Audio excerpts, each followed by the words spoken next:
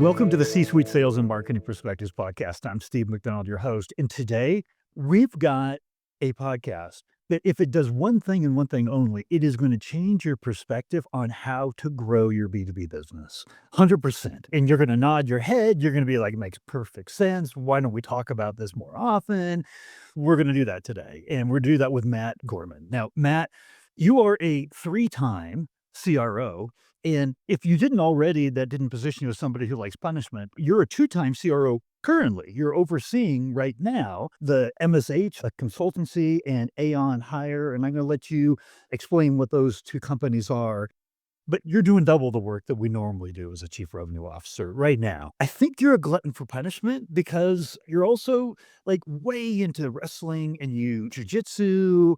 You actually train kids. You coach them on jujitsu, which I got to tell you, my son, when he turned 14, was taking Krav Maga and I was like a foot taller than him at the time.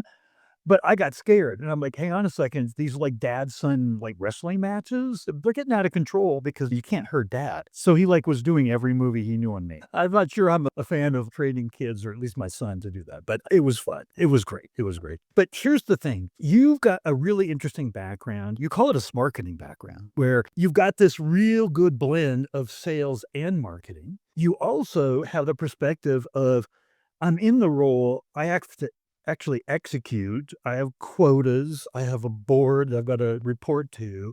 But you also ran a consultancy for a long time. So you were making all the recommendations that others had to implement. But now you're the guy and have been the guy. So it's a really interesting marketing, consulting, sales. I don't know what you would call it next, but that's, I think, positions you as an expert in this area. And the topic here is why our greatest challenges to growth are internal, not external. But before we get into that, I'd love to have you be able to just maybe expand a little bit on your background before we get started. Yeah, sure. One, thank you for that introduction. Hopefully I live up to the explanation of what everyone's about to hear. And thank you so much for having me. But yeah, 3-time CRO, currently a 2-time CRO. Just say I'm like competing for the pound for pound championship of CROs. Give me as much CRO work as possible.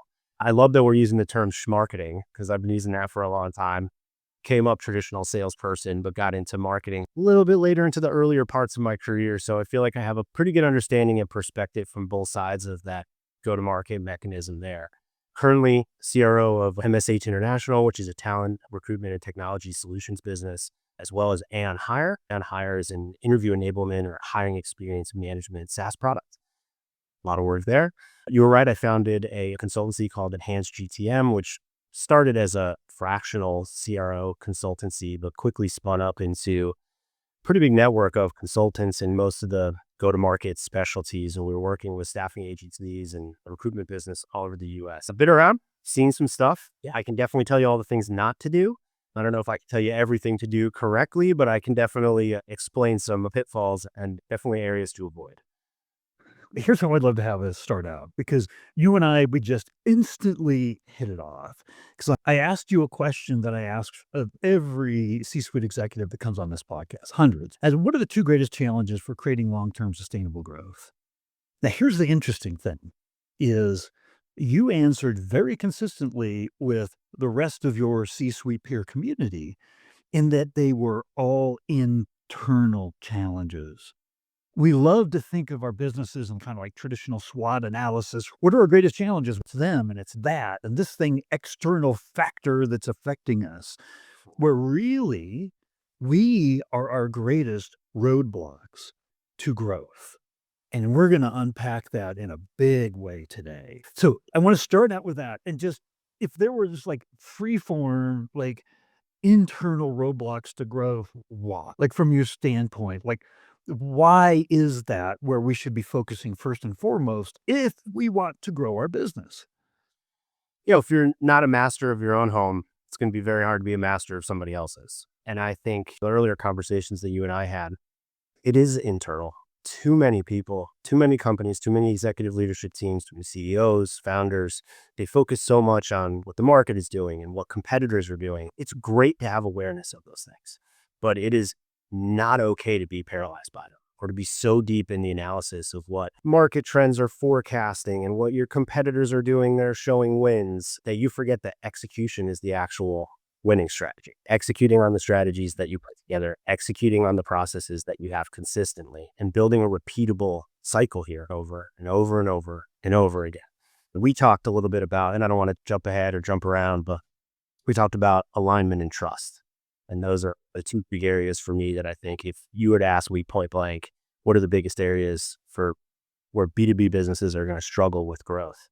Trust and alignment, for sure. So here's what's really interesting because the top answers from the C-suite community, number one challenge to creating long-term sustainable growth is internal alignment.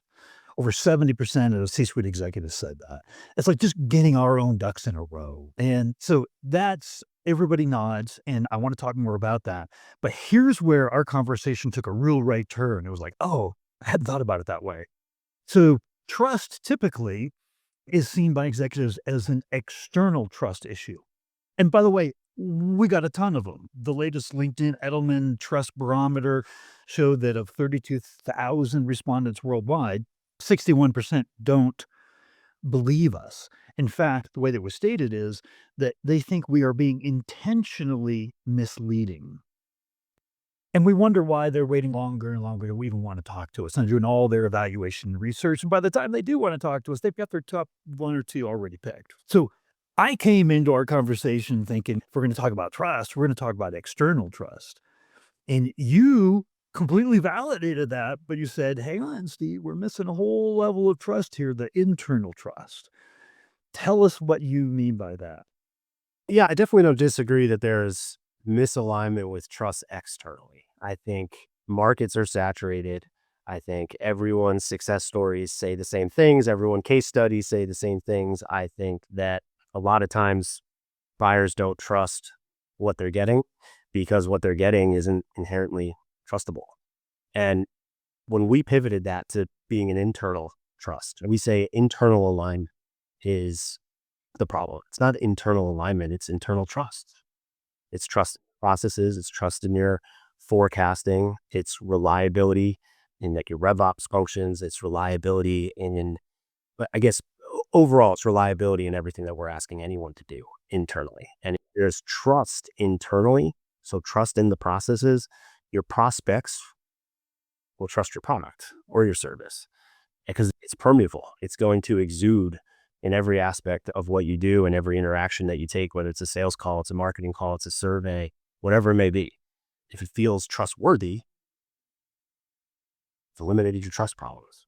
The way that I'm thinking about what you're saying here is that communication has always been something over time that like we have to communicate throughout the organization from our overall not only mission and vision and core values, how we fit into the market, our unique go-to-market strategy and everything.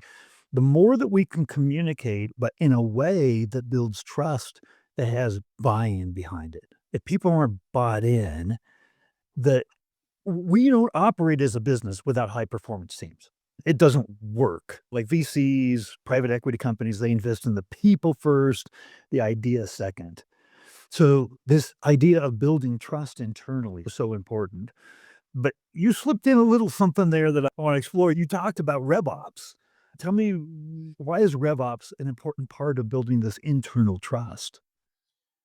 RevOps is the trust center of your go-to-market team or of your organization. And I've definitely heard it said on this podcast and I've heard it said across the board, but I think in practice, it's very different than verbalization. A strong RevOps team, a strong RevOps leader specifically is going to create the trust that you need internally and externally.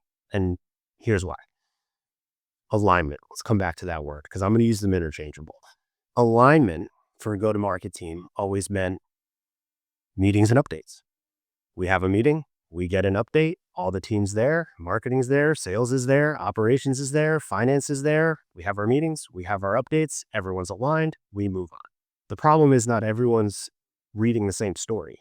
With a strong RevOps team, it's data before story.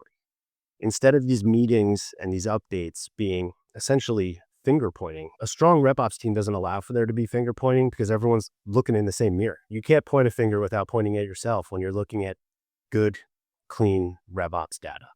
And for me, RevOps is the Switzerland of the organization. And I think that's the cliche. I think a lot of people say that now, but it's really a discipline in the organization as opposed to a department.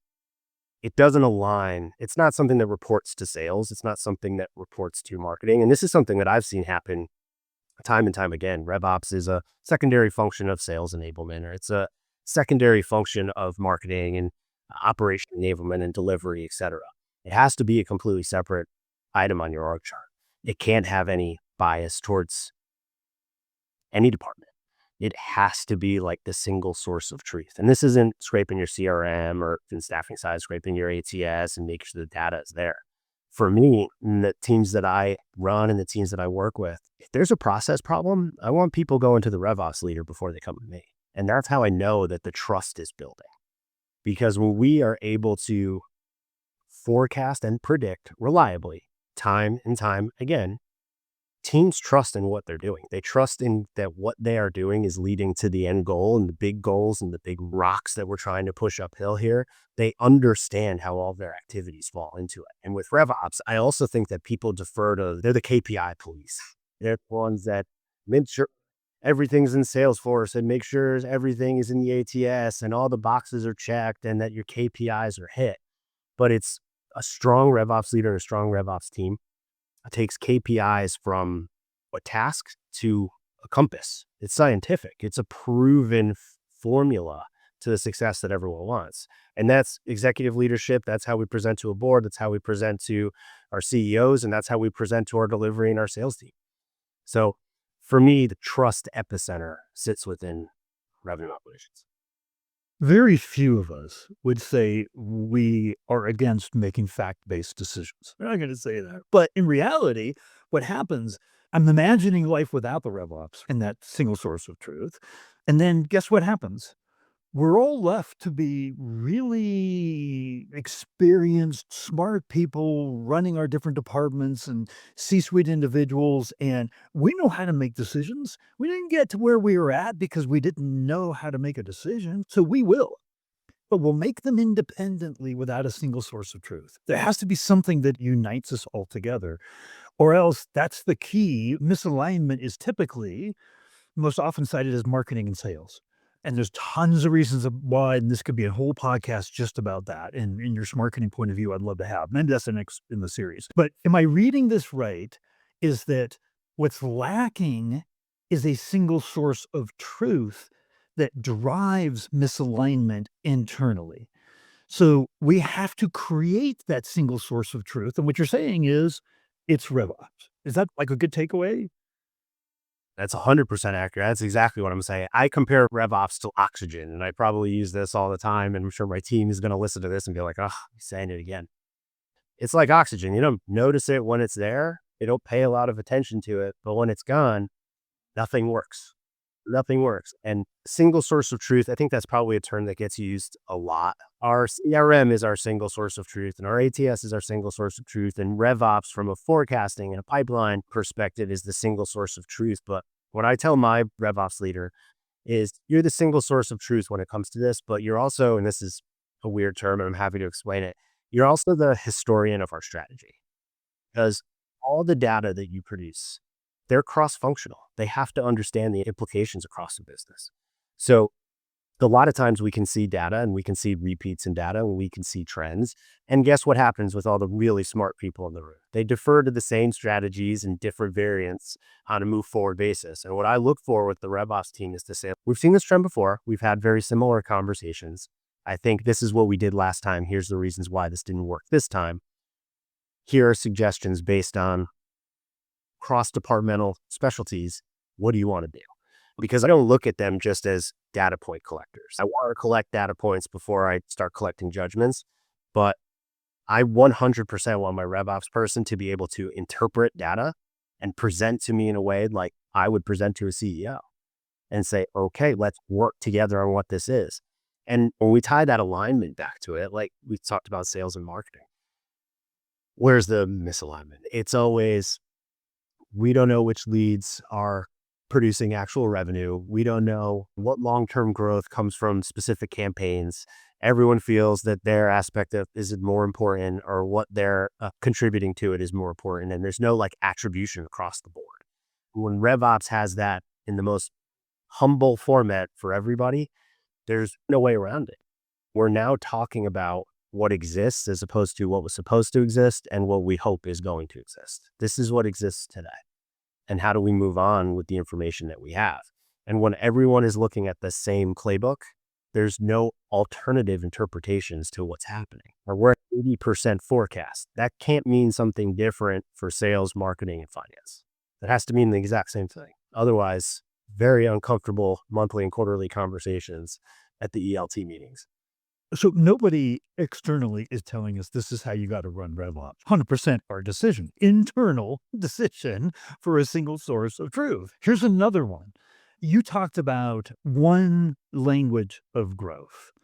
And I remember in our conversation, you said, Steve, what define growth? And it's, oh, hang on a second. There's a lot of different ways to define growth. Again, nobody's telling us how to define growth. We get to decide how we want to define growth. Tell me a little bit about this, the one language of growth. I think for CROs, when you sit in these executive leadership meetings, you meet a new CEO, you're starting a new partnership, or you're in 3, 4, or 5 years into that partnership. Growth means something different every year. You can break it down monthly and quarterly, but growth means something very different year over year. So, example, we want to grow 50% year over year this year. What does good look like there? So I call that the wiggle. What does good look like? Are we a business with the infrastructure, the commitment, and the tolerance for risk that it takes to grow 50% year over year? Unless you're a very early stage business, 50% growth year over year, even 25 to 50% growth year over year. Is it attainable? Of course. Is it easy? No. Is there a very small percentage of companies that can actually obtain that? Yeah, it's all doable. But are you comfortable with the levers that need to be pulled to be able to do that? So I think with good CROs, or just really any CRO who's looking at we're in Q4 now. Q1 projections are well in flight. Everyone is sitting, they're scrambling, they're putting together their forecast and their pipeline. They don't want to overcommit, but they got to keep everybody happy. If I'm looking at something and say we want 50% growth year over year, and using a big round number, are we okay with the operational changes that are going to need to happen to obtain this? Are we okay with jettisoning service lines? Are we okay with jettisoning people and teams? Because in order to obtain 50% growth, you have to operate like a very rapid growth, high growth business. And in order to do that, there are unfortunately like strong risk levers that you can't unpull. So one thing that I always like to do, and again, we can circle back to RevOps in this because they're really important in it, is any growth projection that you put in, or call it a growth plan you put in, it has to be what people will break it down to milestones, or what it takes. Okay, what are the milestones to get to this? That's fine. But what does that growth actually entail? It entails making these difficult decisions, these relatively innocuous decisions, but any real miss in that growth plan on a high growth, 50%, 25, 50, whatever it may be, it's detrimental to the long-term vision of the business. That risk very rarely gets talked about. We say we want a 200 million enterprise value in 5 years. We want 50% growth year over year. It's okay. Do you understand what it's going to take to be that type of growth organization?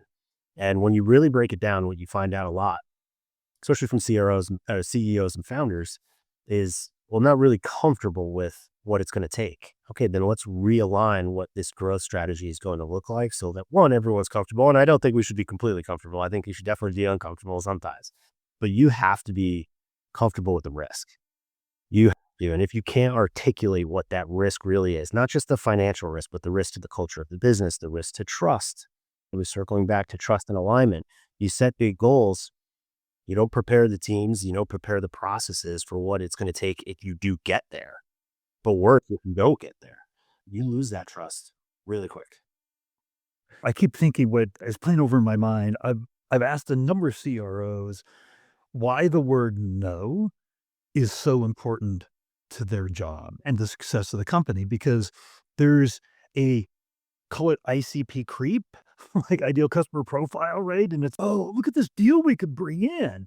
And I got this quota, and it's not quite what we're looking for, but look at the revenue. You start putting on 25%, 50% year over year growth.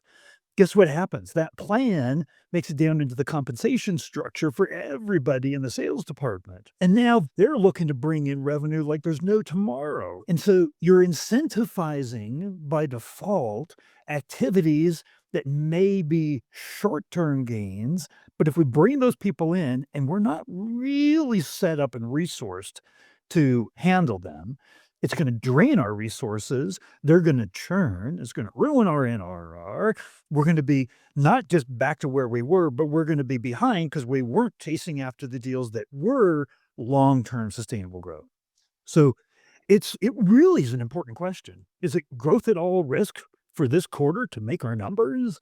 Or is it really long-term sustainable growth and saying, hey, no, these are really the way that we're going to create a foundation. Most CEOs, most executive leadership teams, they're actually looking for the long-term sustainable growth.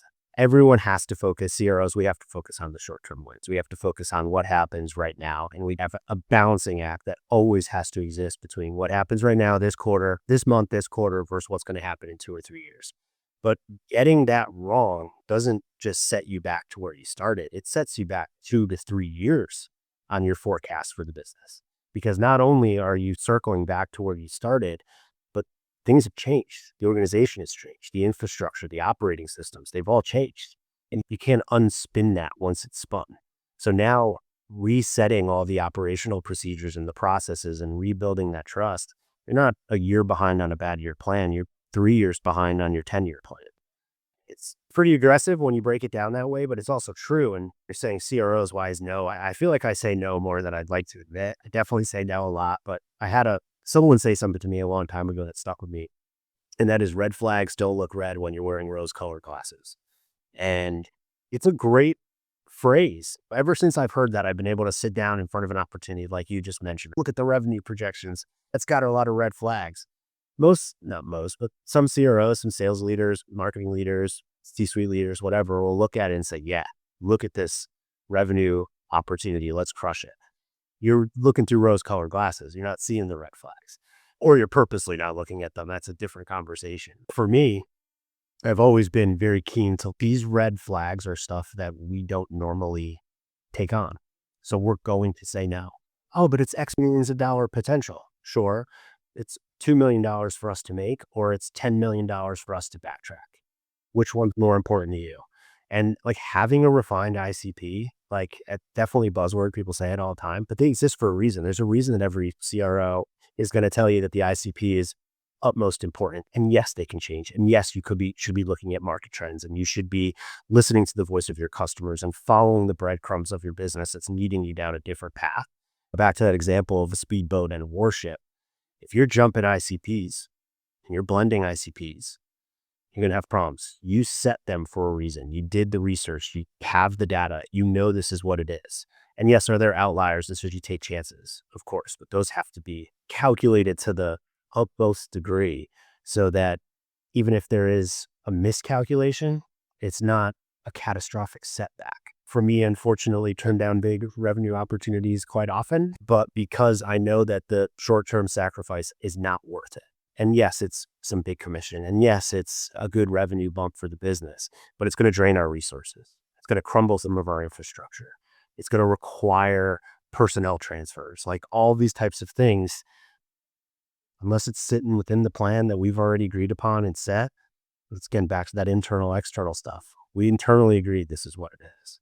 And we got to stick to it. Because if we don't stick to what we set, who's going to tell us what to do? Everybody else. So yeah, I guess that's the phrase. Red flags aren't red if you're wearing rose-colored glasses, but good phrase to live by. You keep throwing things in that sound like little things that are big things, like rel ops and stuff like that. You threw a little thing in there called the voice of the customer. And so this is another one of these internal things. Nobody is telling us how to listen to the voice of the customer. Nobody's telling us how important it is, how to operationalize it. Tell me in your words, though, because this sounds like another one of those internal obstacles to growth is not understanding the voice of the customer, the highest voice of authority in our business. We're all going to say, like with RevOps, we're like, yeah, no, we're not fact based. We don't make decision based. Nobody's going to say that. Nobody's going to say we're not customer obsessed. We're not customer first. We kind of wing it. In your mind, a customer obsessed, customer first organization and the need to listen and understand deeply that voice of the customer. How important is that? So for us, we're a staffing business at the baseline. So customer obsession. So we break it down two ways: customer excellence and customer and candidate excellence. And what that means to us is we don't always have to win. We're not going to be the biggest firm. We're not going to have all the resources, but we will 100% be your favorite firm to work with. And all of our process and our operating procedures are behind that. The CEO here gave a quote in one of the quarterly meetings, and I actually think I want to attribute it to the quarterback of the University of Alabama. And he said, we're going to prepare like we've never won, and we're going to present like we've never lost. And that's like a moniker. It's become like a quote here over the last month or two. Back to that like favorite component.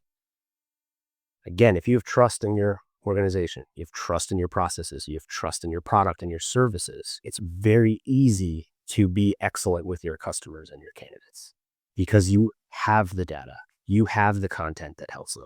We encourage our teams to say, hey, we can't help you, but we know someone who will, or we know someone who can, and we'd be happy to facilitate that. And that 20 years ago, I think when people said, be a trusted advisor to the business, be a trusted advisor, I think that got washed out years and years ago, or at least the terminology just got old and people stopped listening to it or working behind it. If you are that trusted advisor, let's take trusted advisor out. Let's call it industry expert. If you are that industry expert to them, you'll always be their favorite. We provide data that's not asked for. We provide industry trends that's not asked for. We will sit with new clients and say, what you're trying to do is against industry standards. Here's why. We're happy to work through the process in which you've laid out, but we feel that if you went this, you'd have a better outcome and it would be easier for your team. Do they take us up on that? Sometimes, not all the time, but I can promise you that goes a very long way to customer excellence when they feel like they have a sounding board and they feel like they have someone who's like in the fight with them. Because too often now it's transactional, and I hate saying that. It's a vendor relationship. No offense to people in this line of work, but I've always used it this way. If you run a large manufacturing plant and you have soda machines in the cafeteria, you probably don't really care if it's Coke or Pepsi. You just want to have the soda machines for the team because they want soda machines in there. If you want to be a trusted advisor to the business, you can't operate and treat the customer like you're managing their soda machines in their cafeteria. You have to be impactful. The words that you say matter. And one of the trainings that we do consistently here, we call it the triple Bs, which is better business conversations, is if I had to judge your interactions with customers based on how you've affected their business, what would I say? A lot of times it comes back, oh, we found out what they needed and we delivered on what they asked for. And so that's great. And that's definitely an impact to the business, but that's what's expected of us. Yet it's expected to effectuate on what we're being hired for. How have we helped their business operations? How have we helped them as a business person? What business conversations have we had? So we do a ton of training on better business conversations and what cues and triggers we can take from customers and come back and say, here's some things that you may find useful or you may find helpful. And that's where marketing for us just absolutely shines, voice of the customer. Because what's good for the goose is generally good for the gander. And we take so much information and follow these breadcrumbs and say, we're working with a private equity firm here, and they're seeing this, and this has been helpful. Then all these private equity businesses that we're working with here should benefit from the same learnings that we've just had. And if you want to be someone's favorite, those are some of the operating procedures that you have to have. And they're not hard. It's laborious. It requires a lot of effort, but it's not hard to do. And again, I'll keep circling back to revenue operations. When you have a strong revenue operations team and all this stuff is aligned and easy to digest, and you have a team that truly focuses on excellence, call it high performance team. I like to say excellence because you can be high performing and not operate as an excellent person. But if you are a person of excellence, you're always putting customer first, candidate first, team first, and it makes a difference. RevOps sitting at the center of this, but yes. So I got to tell you, I'm going to try to do my 3 sentence takeaway from what you just said. When I asked about the importance of customer, the voice of the customer, you said A1. And I had about 8 months ago or so, I think it was maybe a little bit longer than that, a 3-time B2B CMO. And he said, Steve, here's the way I think about it. He said, in today's market, the number one point of difference isn't my product. I got ChatGPT writing code. I mean, there's a lot of competition in the market, more competition than ever. He said, here's what McKinsey said. He goes, they did a big study and he said, the number one differentiator in the market that they concluded, B2C and B2B companies, highly profitable, was CX, the experience that we create for our customers. And he said, if I know my customer better than my competition, guess what? I'm going to be that industry expert. I'm going to create that experience where they feel like I am impacting. Now I'm using some of your words. I am impacting their business. This to me seems like a foundational thing. We all know we need to understand the voice of the customer, but we don't actually operationalize it. You said it's easy to do. It takes work. We got to do the work, right? In order to come into a meeting and not be the vendor selling, but be the peer, be the colleague that's talking about them and their business and having that kind of conversation like we're having right now. We both have different points of view and we're sharing and we're adding to the industry conversation. That's my takeaway of what you just said. I think you nailed it. And whoever that CMO was that you talked to 8 months ago, I would love to talk to them because that sounds fantastic. But yeah, it's true. And I go back to excellence and being the favorite and not being the vendor. And I tell our sales team, I tell anyone who's client facing, don't go in worrying about the sale and the outcome. Go in worrying about being able to provide them something that they don't have right now. And if that's an insight, if that's market research, if that's just, hey, I've worked with businesses like yours, and these are the experiences that we've had. Do these line up with what's going on with you? And if they say no, you have immediate actionable information for them.